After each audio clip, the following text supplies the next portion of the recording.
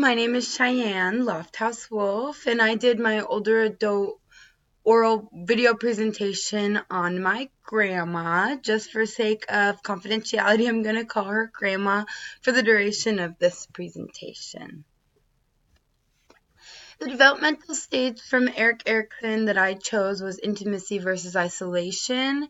It's identified by being the young adulthood stage of someone's life.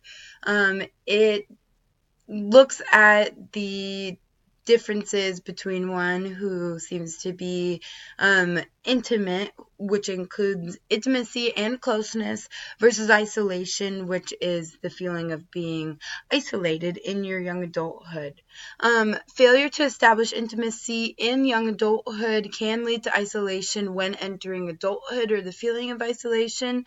There's definitely a lot of instances where isolation going into young adulthood can affect relationships later on down the line. So this is definitely a crucial stage.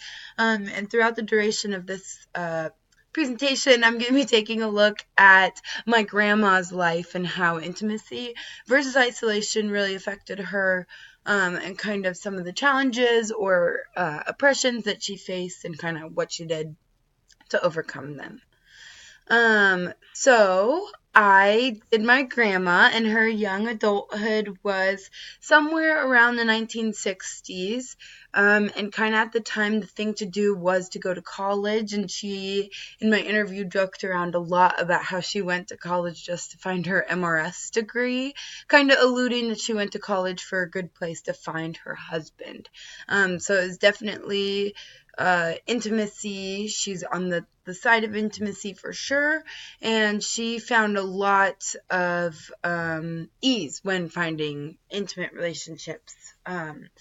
Part of Erik Erikson, he points out that if you have no early life adversities, most of the time it can correlate to relationship stability. So my grandma was a Jewish young American who lived in upstate New York. She had very little adversities in her life, other than maybe being the only Jewish student within the community.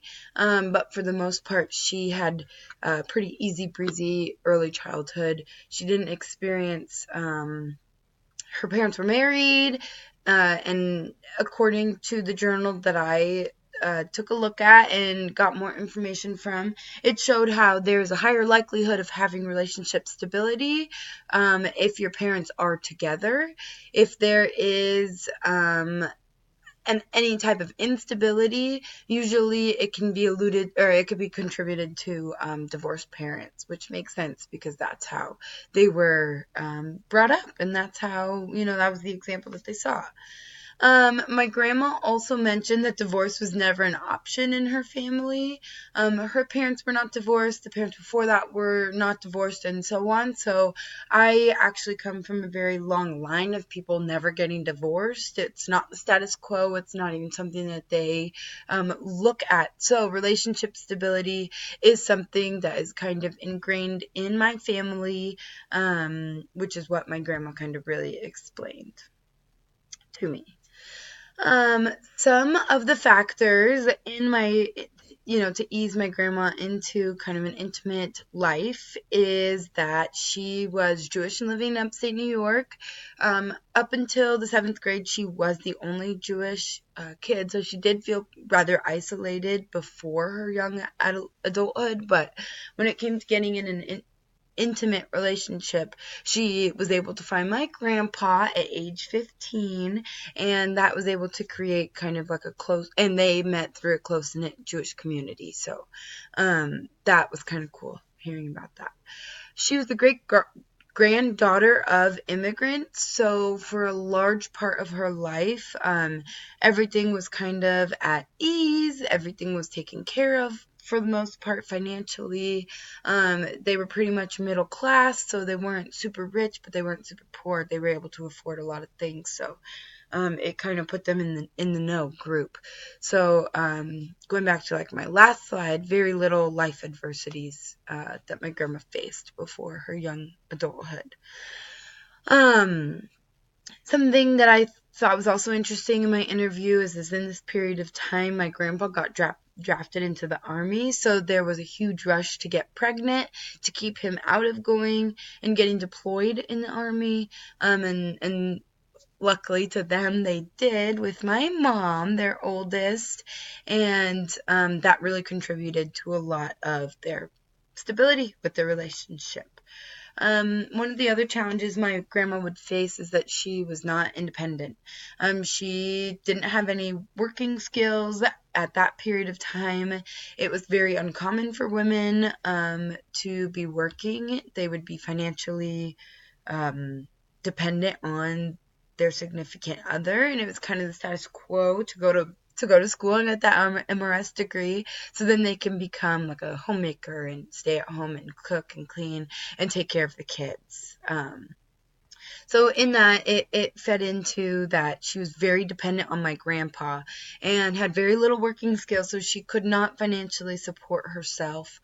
So, yes. One of the crises that my grandma faced was I classified her, and with her agreement, that she was too intimate early on. And in the article that I read, or the journal, excuse me, it talked about how a lot of times that if you're too intimate early on, you tend to be very friendly and very easy to get along with. A lot of times you jump out of your comfort zone, which is funny because now in her adult life she's traveling the world, and when I called her to do this interview she was in China, so that was really funny to see, kind of that this article had explained that if you're too intimate early on, a lot of times it leads to a lot of travel, and so it's ironic that she ended up being in China when we did the interview. But in talking to her, she said that she felt both intimate and relatable to being in a relationship, but also really isolated because my grandpa was always busy going to college and making sure financially that the house was taken care of. But in the actual home, my grandma did say that she felt rather isolated and on her own, because my grandpa had to afford everything, and my grandma couldn't contribute, whatsoever. She had kids to take care of her home. My grandma does also make friendships and relationships rather quickly with people. I think in that what comes is that you put a lot of yourself on the line, and that was a crisis that my grandma saw in kind of determining factors of this developmental stage. And she's always constantly expanding her relationships and meeting new people. Yes. So I am going to end this for part 1, and then I'll start up the next video for part 2. So see you guys soon.